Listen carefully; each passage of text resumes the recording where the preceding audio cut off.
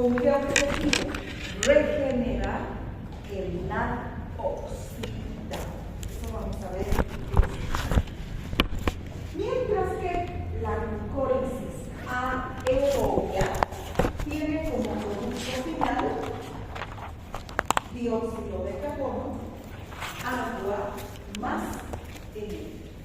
Entonces, como vamos a ver, la glucólisis anaerobia es un punto medio del proceso de glucólisis.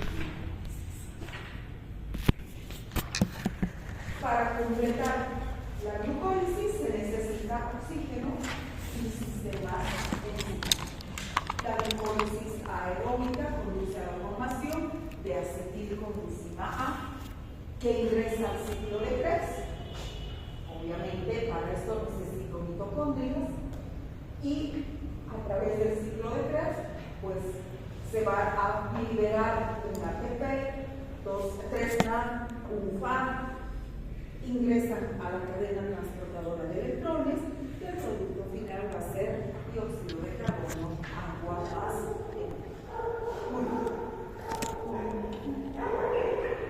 es una vía muy importante para metabolizar los otros monosacáridos, la fructosa y la galactosa. En procesos neoplásicos, el crecimiento rápido de las células tumorales va a utilizar a la glucosa como fuente de energía, pero solamente a pesar de que las células tumorales tienen acceso al oxígeno, pero la vía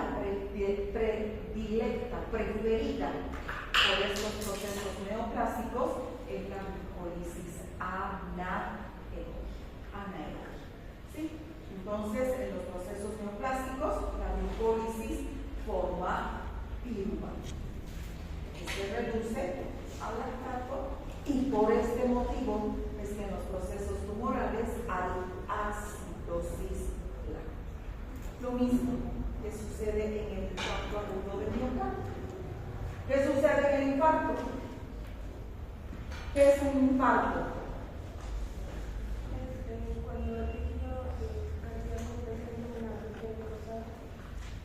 Como consecuencia principalmente de qué?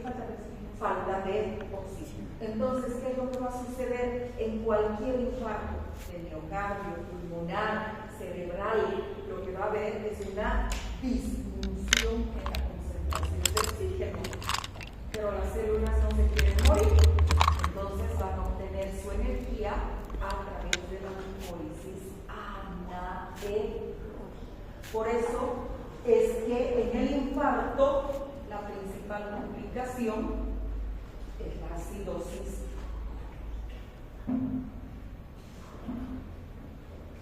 Esta es la glucólisis. Estamos hablando de 10 reacciones metabólicas, 10 reacciones químicas. 5, las primeras 5 que consumen energía, ATP, se utiliza el ATP, se libera ATP, se utiliza el ATP, se libera ATP, y las otras 5 reacciones que liberan energía. ¿Sí? Entonces, la glucólisis tiene 2 partes. Esto es solamente anaerobio. No hay oxígeno en ninguna de estas 10 reacciones metabólicas. Entonces, esta es la primera parte. Independientemente de que la célula tenga o no tenga oxígeno, más que tener o no tener disponibilidad de utilizar oxígeno, porque el eritrocito tiene oxígeno, pero no tenemos disponibilidad de utilizar ese oxígeno. No nos olvidemos que hemos dicho que los eritrocitos son los mejores transportadores de oxígeno, porque el 100% que captan es transportado. ¿Sí? ¿Por qué? Porque el eritrocito no utiliza ese oxígeno. Entonces, a comenzar con esta primera fase anaeróbica. Siempre. ¿En qué consiste? Como les decía, son 5 reacciones que me consumen energía y 5 reacciones que me liberan energía. La primera reacción química ya la conocemos. ¿Cuál es? La fosforilación de la glucosa. Siempre. No nos olvidemos que la glucosa, para entrar a cualquier vía metabólica, tiene que fosforilarse. Y tenemos 2 enzimas. En el hígado, la glucosinasa. Y en el músculo, la exocinasa. Muy bien. Entonces, esta glucosa, por acción de la exocinasa o de la glucosinasa, se convierte en glucosa 6-fosfato. Por acción de la fosfoglucosa isomerasa, se convierte en fructosa 6-fosfato. Ya hemos visto cuál es la diferencia entre la glucosa y la fructosa. El grupo carbonilo. En la glucosa es aldeto, en la fructosa es cetona. Entonces, solamente el grupo carbonilo del carbono 1 va a ir al 2, nada más. Es un isómero. Fosfoglucosa isomerasa. Luego, esta fructosa 6-fosfato, por acción de la fosfoglucosinasa, se refosforila y vamos a tener a la fructosa 1,6-difosfato. O sea que en esta primera fase, la glucosa se fosforila, se convierte en fructosa y la fructosa se refosforila. De manera tal que vamos a tener 2 grupos fosfato. Uno en el carbono 1 y otro en el carbono 6. Muy bien. ¿Para qué? Fructosa 1,6-difosfato. ¿Para qué? Para que actúe la aldolasa. ¿Y qué hace esta aldolasa? Parte en 2 la molécula de fructosa. Como tengo 6 átomos de carbono, al partirla en 2, voy a tener 2 moléculas de 3 átomos de carbono. ¿Y cuáles van a ser estas moléculas de 3 átomos de carbono? Las que cuando hablábamos de química de los monosacáridos, habíamos dicho que eran súper importantes. Un aldehído y una cetona. El gliceraldehído y la dihidroxiacetona. Entonces se parte en 2 y vamos a tener el gliceraldehído y la dihidroxiacetona, cada una con su fosfato. Gliceraldehído 3-fosfato y dihidroxiacetona fosfato. ¿Por qué en la dihidroxiacetona no le pongo 1 o 3 fosfato? Porque puede estar en ambas. No nos olvidemos que es carbono oxidrilo, carbono carbonilo y carbono oxidrilo. Entonces, si está el fosfato en el 1, se da la vuelta y ahora está en el 3. Entonces, no hay problema. Es dihidroxiacetona fosfato. En cambio, la otra sí, como el grupo carbonilo está en el 1, pues el fosfato tiene que estar en el 3. Aquí no hay forma de que se dé la vuelta. Muy bien. Estas 2 moléculas son isómeras. Tienen el mismo número de carbonos, el mismo número de hidrógenos, el mismo número de oxígeno. Y se pueden convertir una en otra por acción justamente de la fosfotriosa isomerasa. Y a partir de ellas se va a formar una molécula se van a producir reacciones de oxidorreducción, interviene el NAD. Fíjense, esto es muy importante. El gliceraldehído 3-fosfato se oxida a 1,3-bifosfoglicerato. ¿Quién se reduce? El NAD. El NAD que estaba oxidado se reduce. El 1,3-bifosfoglicerato se vuelve o se desfosforila a 1,3 a solamente 3-fosfoglicerato. El fosfoglicerato cambia su fosfato del carbono 3 al carbono 2, se convierte en fosfoglicerato. Por acción de una enolasa se convierte en fosfoenolpiruvato y finalmente el fosfoenolpiruvato nuevamente pierde su último fosfato y se convierte en piruvato. Pero no nos olvidemos dos cosas. Uno es por cada gliceraldehído 3-fosfato, lo que quiere decir que por cada glucosa voy a liberar 2 piruvatos. 2 piruvatos. Y si aquí se está reduciendo el NAD por cada gliceraldehído, entonces por cada glucosa voy a tener 2 NAD reducidos. Aquí voy a tener 2 ATPs y aquí voy a tener los otros 2 ATPs. ¿Está comprendido? Y la segunda cosa importante, aquí hay una molécula que ya la conocemos. ¿Quién la ubica?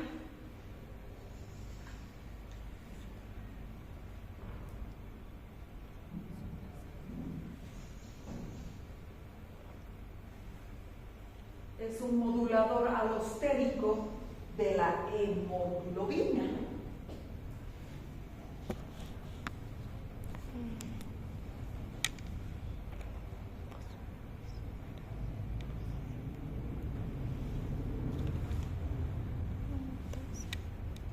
¿Cuál?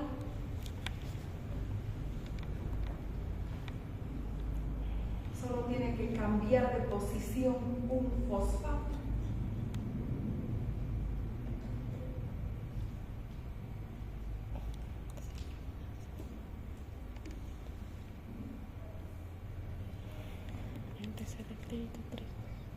¿Recuerdan cuando hemos hablado de la hemoglobina y les he dicho que tienen que tener mucho cuidado en las transfusiones sanguíneas? Sí. ¿Por qué? Porque se acaba una molécula. Y si es que esta molécula se acaba, aumenta la afinidad de la hemoglobina por el oxígeno. ¿Se acuerdan? Y que recién las transfusiones sanguíneas van a ser efectivas 24 horas después. ¿Qué molécula era esa? ¿Se acuerdan o no? ¿Sí? Y que actúa esta molécula en situaciones de hipoxia tisular. ¿Qué molécula era esa? Correcto. ¿Qué es lo que tengo aquí? 1,3-bifosfoglicerato. Es esta molécula. Solo que tienen que cambiar el fosfato de posición. En vez de estar en el 1, va a estar en el 2. Pero es una isomerasa nada más. Ahí está. ¿De dónde aparece el 2,3-bifosfoglicerato? De la glucólisis anaeróbica. Ahí está. Y por eso es que disminuye. ¿Por qué? Porque en la bolsa los eritrocitos siguen llegar un momento en el que ya no haya glucosa y ya no haya fuente de 2,3-fosfoglicina. Bueno, entonces esos aspectos los vamos a tomar en cuenta. Muy bien. ¿Cuál es el rendimiento energético de la glucólisis anaeróbica? Por cada glucosa, 2 triosas, un gliceraldehído y una dihidroxiaceto. Y por cada triosa, un piruvato. Entonces, tenemos 2 piruvatos. 2 NAD. Están 2 NAD reducidos entre el NAD oxidado y tienen que reducirse. Por cada gliceraldehído, 1, como son 2, por 2. Y 2 ATPs. ¿Están de acuerdo con que son 2 ATPs?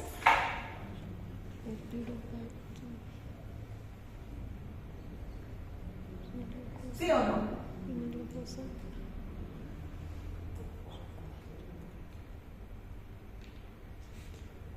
Levanten la mano los que están de acuerdo que son 2 ATPs.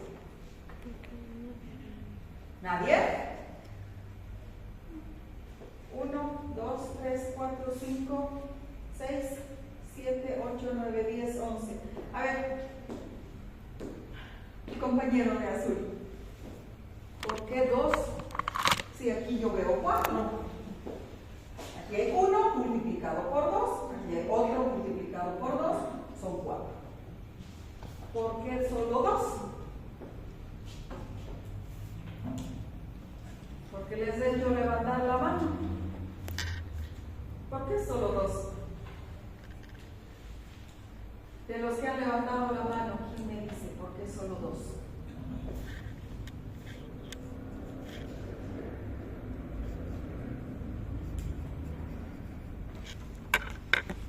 Muy sencillo, porque aquí he usado 2 que tengo que devolver. Aquí he consumido un ATP y otro ATP. He usado, sí, libero 4, pero tengo que devolver los que me he prestado. Por eso es que la energética es solamente de 2. ¿Está comprendido? Por eso son solo 2 ATPs y 2 NAD reducidos. ¿En qué situaciones tiene mayor importancia la glucólisis anaeróbica? Es muy importante en los eritrocitos, por supuesto. ¿Por qué? Porque no tienen disponibilidad de oxígeno.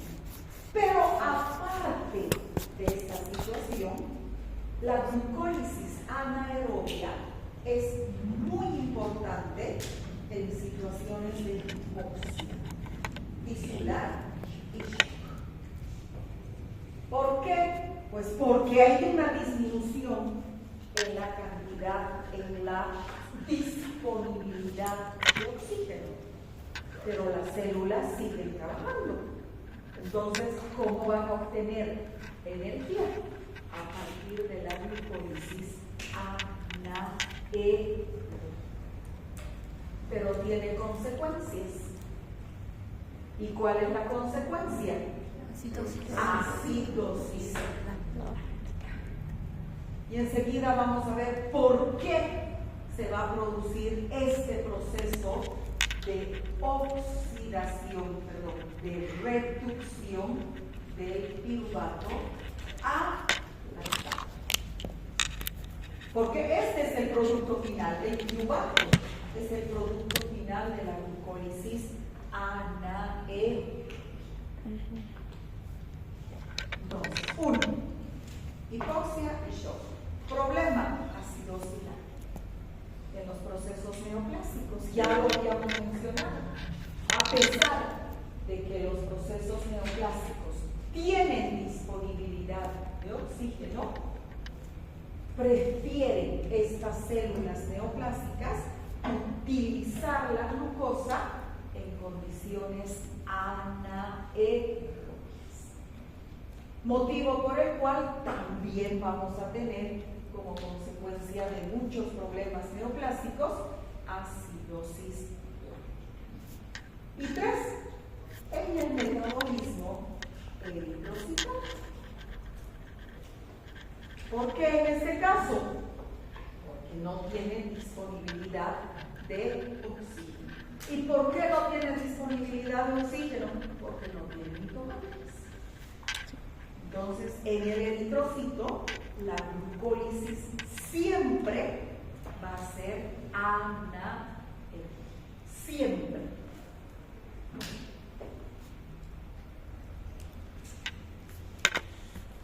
La glucólisis tiene una importancia suprema, no solo porque funciona en condiciones aerobias y anaerobias, es la principal fuente de energía para todas las células, es indispensable para el cerebro y para los eritrocitos, sino que la glucólisis se relaciona con muchas otras vías metabólicas.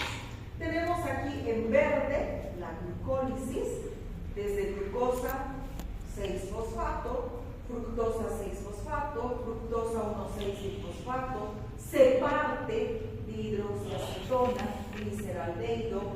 Este gliceraldehído se reduce a 1,3-fosfoglicerato, pierde un fosfato a 3-fosfoglicerato, se cambia la posición 2-fosfoglicerato, se convierte el fosfenol piruvato, pierde el fosfato y me genera piruvato. Y finalmente este piruvato se convierte en acetilcoenzima A, ingresa al ciclo de Krebs, cadena transportadora de electrones, fosforilación oxidativa y se termina de metabolizar. Entonces esa es la anaerobia hasta aquí. Y aquí solamente hay una reacción más, la conversión del piruvato en acetilcoenzima A. Nada más. Eso es lo que nos falta de glucólisis aerobia. Muy bien. Entonces, ¿con qué se relaciona? Se relaciona con la vía de la fructosa fosfato. ¿Dónde? Aquí. ¿Qué es lo que va a suceder? La fructosa o la glucosa se puede convertir en pentosas. ¿Y para qué sirven las pentosas? Estamos hablando de la ribosa. ¿Para qué? Para formar nucleósidos, nucleótidos y ácidos nucleicos. Entonces, aquí es donde vamos a tener la unión con la vía de la pentosa fosfato. ¿Se va a unir con la gluconeogénesis? Pues sí. ¿Por qué? Porque vamos a ver que la gluconeogénesis es básicamente la glucólisis en reversa. La mayoría de estas reacciones metabólicas, ¿sí?, con excepción de la primera, son reversibles. O sea que si sabemos glucólisis, hacemos al revés, es gluconeogénesis. Todas estas reacciones son reversibles. Entonces se relaciona con la gluconeogénesis. Con la lipogénesis, pues por supuesto. ¿Qué necesito para formar triacilglicéridos? Glicerol. ¿Y de dónde saco el glicerol? Ya sabemos, el glicerol es un alcohol, es un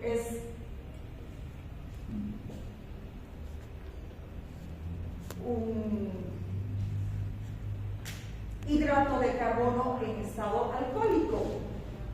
¿Sí? ¿Qué es lo que ha sucedido? Se ha reducido el grupo carbonilo a alcohol y el gliceraldehído se convierte en glicerol.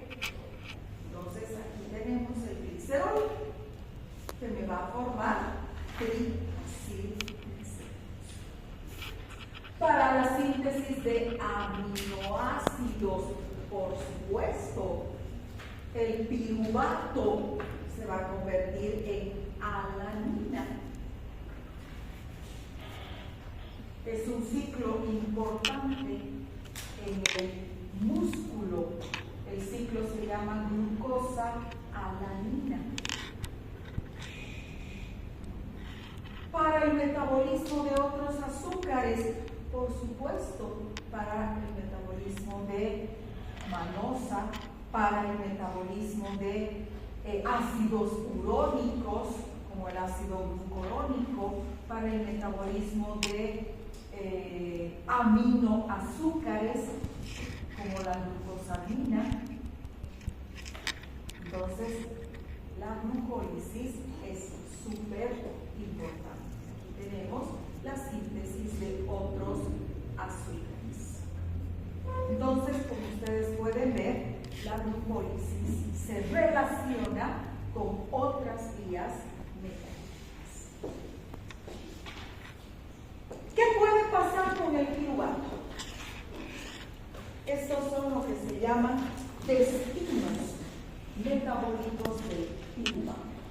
Acabamos de ver que la glucólisis me forma piruvato. Ahora, ¿qué puede pasar con este piruvato? Depende. ¿Y depende de qué? De la disponibilidad de oxígeno o no. Si tengo oxígeno, va a seguir una vía, y si no tengo oxígeno, va a seguir otra. Aquí tenemos el piruvato. En presencia de oxígeno, este piruvato va a entrar a la mitocondria y se va a convertir en acetilcoenzima A. El piruvato de 3 carbonos pierde un carbono en forma de dióxido de carbono y se convierte en acetilcoenzima A. Y esta acetilcoenzima A va a provocar la oxidación de los compuestos del ciclo de Krebs. Sabemos que en el ciclo de Krebs los intermediarios metabólicos se oxidan y las coenzimas se reducen. Y vamos a tener nada reducido, 3. Vamos a tener un FAD reducido que van a pasar a la cadena transportadora de electrones y me van a liberar por cada NAD. ¿Cuántos ATPs? 2. 3. Y por cada FAD, 2. 2 Okay. 2. Muy bien. Entonces, primera 3. vía metabólica o primer destino del piruvato: entrar a la mitocondria, convertirse en acetilcoenzima A e ingresar al ciclo de Krebs. Glucólisis aeróbica. Segundo destino metabólico: convertirse en oxaloacetato. Igual, tiene que convertirse el piruvato en acetilcoenzima A, entrar al ciclo de Krebs y reponer los intermediarios metabólicos del ciclo. ¿Por qué?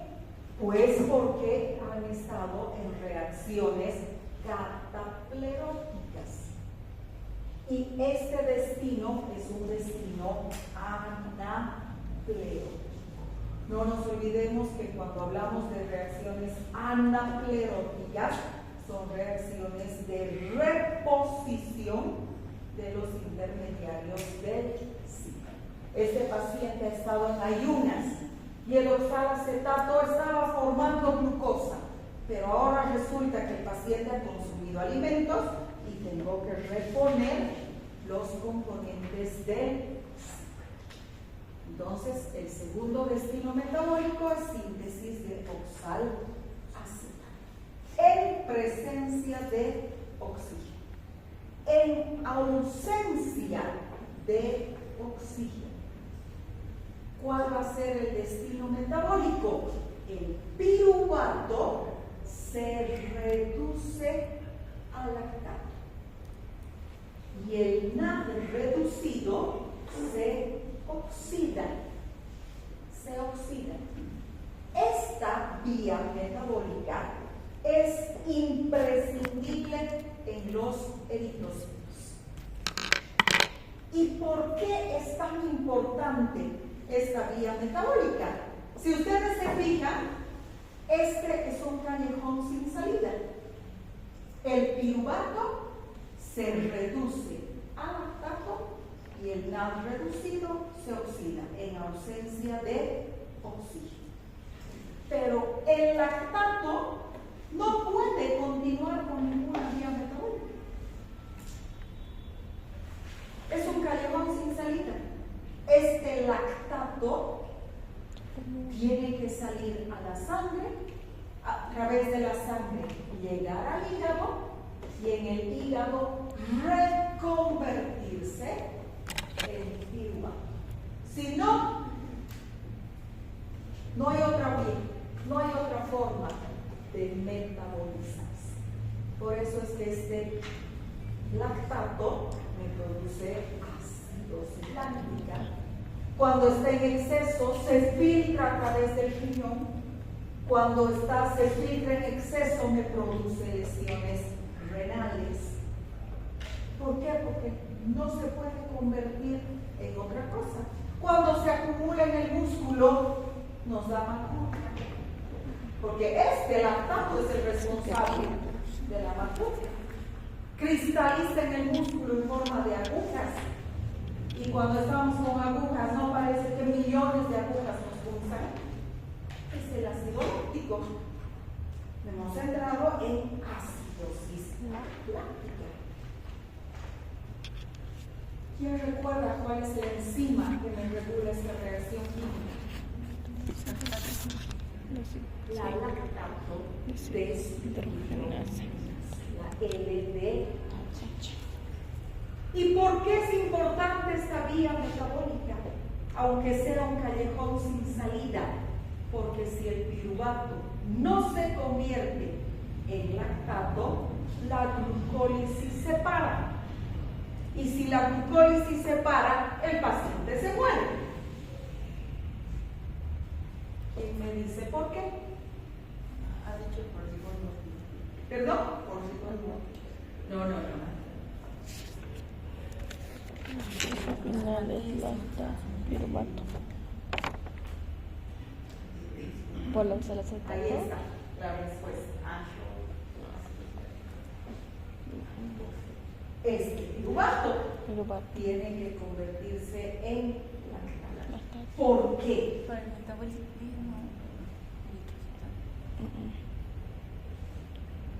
Porque piruvato pasa una parte de ciclo de Krebs. Porque se acaba este señor.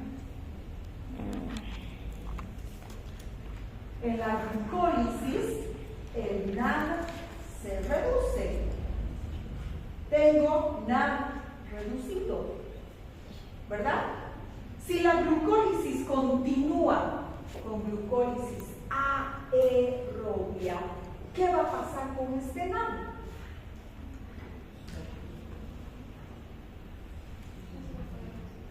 No. Si la glucólisis continúa con glucólisis aerobia, chicos, ¿qué va a pasar con este NAD reducido? ¿Qué va a pasar con este NAD? Fisiológicamente, la glucólisis continúa hasta completarse. ¿Qué va a pasar con este NAD? Va a entrar a la mitocondria y va a iniciar la cadena transportadora de electrones. Y el NAD se oxida. Nuevamente tengo NAD oxidado. porque no aparecen de la nada. Tengo otra vez NAD oxidado, que permite que la glucólisis continúe. Pero ¿qué sucede en el eritrocito? Que no tiene mitocondrias. ¿Cómo puedo regenerar el NAD oxidado? ¿Cómo, señorita? ¿Por la glucosa? La glucosa me está liberando NAD reducido. ¿Cómo puedo reponer este NAD oxidado? Ahí está. Max. ¿Cómo?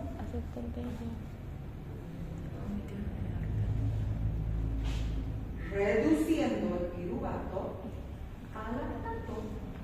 Y el NAD reducido, como el eritrocito no tiene mitocondrias, el NAD reducido se oxida. Y este NAD viene aquí y permite que la glucosa pueda continuar metabolizándose. ¿Está comprendido? ¿Sí? Por eso es importante este callejón sin salida. Obviamente, este lactato va a salir del eritrocito, va a pasar a circulación sanguínea, va a ser captado por el hígado y va a ser reconvertido en piruvato. Y este piruvato pues se va a metabolizar, se va a convertir en acetilcoenzima A, va a entrar a la mitocondria, inicia el ciclo de Krebs y se completa su metabolismo. ¿Está comprendido? Entonces, estos son los tres destinos metabólicos en nuestro organismo. En condiciones aerobias continúa la glucólisis hasta formar acetilcoenzima A, el piruvato se convierte en acetilcoenzima A. Inicia el ciclo de Krebs. 2. Inicia el ciclo de Krebs. O sea, hay dos posibilidades: que la acetilcoenzima A inicie el ciclo de Krebs y se termine con liberación de energía, o con reacciones anapleróticas de rellenado de los intermediarios del ciclo. O 2, en condiciones anaerobias, que el piruvato se reduzca al lactato para regenerar el NAD oxidado, que es la única forma en que la glucólisis anaerobia pueda continuar. Súper importante en el eritrocito, y aquí está por qué en el infarto hay acidosis láctica. Porque como no hay disponibilidad de oxígeno, el piruvato se reduce a lactato. ¿Con qué objetivo? Reponer el NAD oxidado. Por eso aumenta el ácido láctico. ¿Están comprendiendo? Y este otro no se produce en nuestro organismo. Es la base. ¿Para qué? Para tener bebidas alcohólicas. ¿Cómo un jugo de uva se convierte en vino? Por fermentación, en ausencia de oxígeno. El piruvato, o sea, toda la glucólisis. El piruvato, en este caso, se va a convertir en acetaldehído, y el acetaldehído en etanol. Esta es una reacción de reducción. El aldehído se reduce a etanol y el NAD se oxida. Igual que tú, el NAD se oxida. ¿Para qué? Para que continúe la glucólisis. glicólisis anaeróbica. Pero ¿Qué pasa si le entra oxígeno? no se va. Se convierte en vinagre. ¿Qué es lo que sucede? Que el acetaldehído, cuando hay oxígeno, se oxida a ácido acético, que es el vinagre. Obviamente eso sucede en la industria, no en nuestro organismo. Y para eso necesito levaduras. Levaduras de cerveza, levaduras para el vino. Entonces necesito levaduras. Muy bien. Hasta el jueves. Me interesa que sepan